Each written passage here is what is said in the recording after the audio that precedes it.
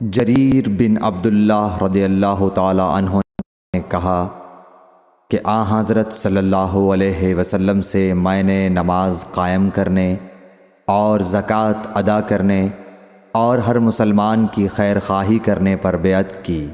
صحیح بخاری حدیث نمبر 57۔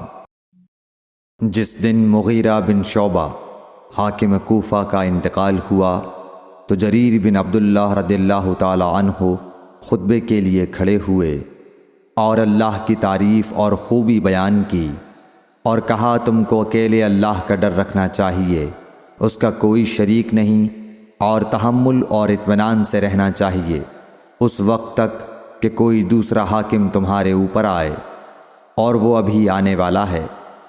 پھر فرمایا کہ اپنے مرنے والے حاکم کے لیے دعائے مغفرت کرو، کیونکہ وہ مغیرہ بھی معافی کو پسند کرتا تھا۔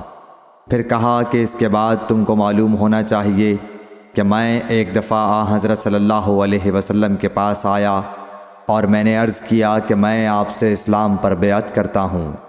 آپ نے مجھ سے ہر مسلمان کی خیر خواہی کے لیے شرط کی، پس میں نے اس شرط پر آپ سے بیعت کر لی۔